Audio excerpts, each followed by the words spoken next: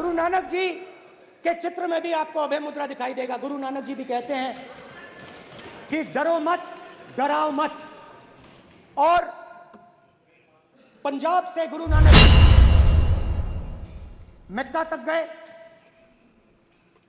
Thailand तक गए, अफगानिस्तान गए, श्रीलंका गए, किसी से हिंसा नहीं की, अहिंसा की बात की, सत्य की बात की, और किसी को उन्होंने अपनी जिंदगी में नहीं डराया। उसके बाद जीसस क्राइस्ट की इमेज देखिए, उसमें भी आपको अभय मुद्रा दिखाई देगा। जीसस क्राइस्ट की इमेज में भी अभय मुद्रा, डरो मत, डराओ मत। और जीसस क्राइस्ट ने कहा कि अगर आपको कोई थप्पड़ मारता है तो दूसरा गाल दिखा दो। उसके बाद बुद्ध भगवान, अभय मुद्रा, डरो मत, डराओ मत, अहिंसा। मतलब, और अंत में महावीर, डरो मत, डराओ मत, अभय मुद्रा। मतलब हिंदुस्तान के इतिहास में 3 फाउंडेशनल आइडियाज हैं। मोदी जी ने अपने भाषण में एक दिन कहा कि हिंदुस्तान ने किसी पर आक्रमण नहीं किया। उसका कारण है क्योंकि यह देश अहिंसा का देश है, यह देश डर का देश नहीं है। तो हमारे सारे के सारे महापुरुषों ने अहिंसा की बात की, डर मिटाने की बात की। डरो मत, डराओ मत, डरो मत, डराओ मत।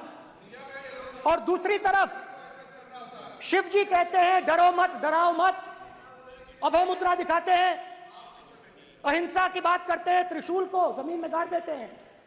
और जो लोग अपने आप को हिंदू कहते हैं वो 24 घंटा हिंसा, हिंसा, हिंसा, नफरत, नफरत, नफरत, असत्य, सत्य, असत्य।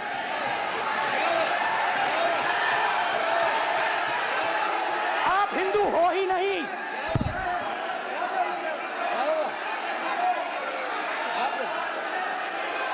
Just get me that picture of Shiva. Inside, because of it.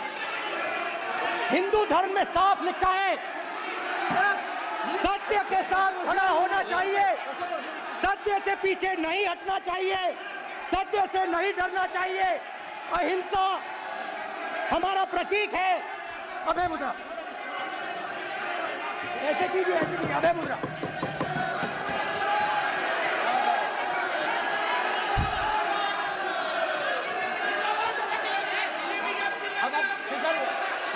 नहीं आएगा, प्राइम मिनिस्टर भी नोट किया, प्राइम मिनिस्टर भी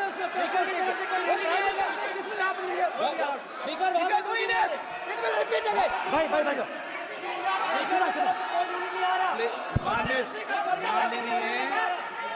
ये आप बात समझिए, आप बात समझिए। ये इसलिए चिल्ला रहे हैं क्योंकि तीर जाके दिल में लगा है, दिल में जाके तीर लगा है, इसलिए ये चिल्ला रहे हैं। लेकिन चुप हो गए, देखिए स्पीकर साहब चुप हो गए सब।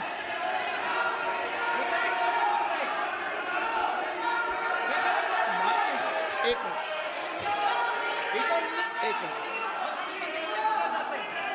माननीय, आप प्रतिपक्ष के नेता हैं, किसी की भावनाओं को ठेस नहीं पहुंचे। सर मुझे बोलने में दीजिए। ध्यान रखना चाहिए। ये जो ये विषय बहुत गंभीर है, पूरे हिंदू समाज को हिंसक कहना ये गंभीर विषय है। बीजेपी को आपको नहीं, नरेंद्र मोदी जी पूरा हिंदू समाज नहीं है, बीजेपी पूरा हिंदू समाज नहीं है, आरएसएस पूरा हिंदू समाज नहीं है।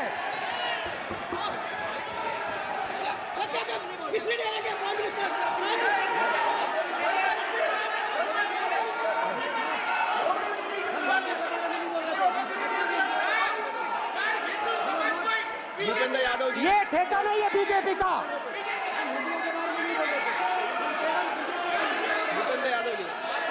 माननीय अध्यक्ष जी, शोर शराबा कर इतने बड़े वाकया को छिपाया नहीं जा सकता। विपक्ष के नेताजी ने कैटेगोरिकली कहा है कि जो अपने आप को हिंदू कहते हैं वो हिंसा करते हैं। मैं फिर से रिपीट करना चाहता हूं, उनका वाक्य था जो अपने आप को हिंदू कहते हैं वो हिंसा की बात करते हैं, हिंसा करते हैं। मान्यवर, इस देश में शायद इनको मालूम नहीं है, करोड़ों लोग अपने आप को गर्व से हिंदू कहते हैं, गर्व से हिंदू कहते हैं। क्या वो सभी लोग हिंसा की बात करते हैं, हिंसा करते हैं? हिंसा की भावना को किसी धर्म के साथ जोड़ना, और ये सदन में और संवैधानिक पद पर बैठे हुए व्यक्ति ने, मैं मानता हूं मान्यवर, उन्होंने इसकी माफी मांगनी चाहिए। मान्यवर, मैं उनको एक गुजारिश भी करना चाहता हूं कि इस्लाम में अभय मुद्रा, इस पर इस्लाम के विद्वानों का मत एक बार वो ले ले। गुरु नानक साहब की अभय मुद्रा पर SGPC का मत वो ले ले। और मान्यवर, अभय की बात तो इनको करने का कोई अधिकार नहीं है। आपातकाल में पूरे देश को इन्होंने भयभीत करा है, लाखों लोगों को जेल में डाला, और आतंक, वैचारिक आतंक अगर कभी था, वैचारिक आतंक कभी था तो आपातकाल के वक्त था। और मान्यवर, दिल्ली में दिन दहाड़े हजारों सिख भाइयों का कत्लेआम उनके शासन में हुआ। आज वो भय की बात कर रहे हैं। मान्यवर, मेरा आपसे आग्रह है कि श्री राहुल गांधी, नेता प्रतिपक्ष, पहला भाषण होने के बावजूद माफी मांगनी चाहिए, न केवल सदन, पूरे देश की माफी मांगनी चाहिए। अगर आप शिव जी को देखें तो उनकी इमेज से आपको पता लगता है कि हिंदू डर नहीं फैला सकता, हिंदू हिंसा नहीं फैला सकता, हिंदू नफरत नहीं फैला सकता। और बीजेपी 24 घंटा नफरत, हिंसा, नफरत, हिंसा, नफरत, हिंसा। स्पीकर सर, कहां तक इन्होंने डर फैला दिया है?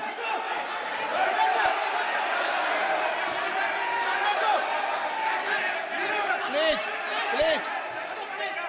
सर, कहां तक इन लोगों ने डर फैला दिया? मैं आपको अयोध्या से शुरू करता हूं। सर नमस्कार। अयोध्या ने आपको मैसेज भेजा, अयोध्या ने राम भगवान, मेरा व्यवस्था का सवाल है।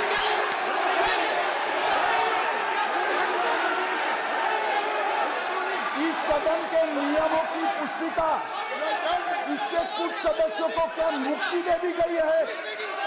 आपके गाइडेंस के बाद भी बार बार तस्वीर बताना, पूरे बीजेपी को हिंसा कर रही है ऐसे कहना, खड़े होकर एक दूसरे के बीच में हस्तधून करना, सारे नियम इनको लागू नहीं होते हैं।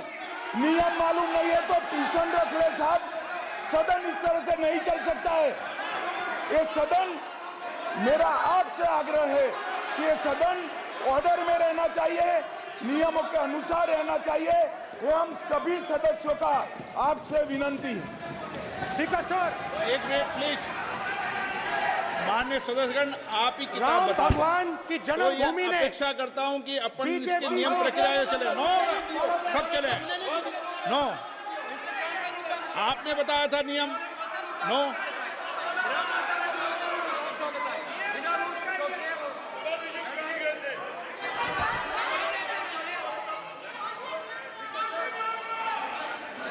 दीजिए सर। हाँ सर, मेरा सवाल है सर, इस माइक का कंट्रोलर किसके हाथ में? प्लीज बैठिए बैठिए बैठिए सर ये ऑफ होता है, प्लीज बीच में माने ऑफ हो बैठिए जाता है। प्लीज। ये बार कई बार विषय उठ गई और बहुत गंभीर, और माननीय सदस्य, आप प्रतिपक्ष के नेता हैं, आप सदन के बाहर भी ये बात कहते हैं कि माइक बंद कर देते हैं। मैंने कई बार आग्रहपूर्वक किया कि आसन पर इस तरीके का आरोप नहीं लगाएं। नो प्लीज बात सुनिए।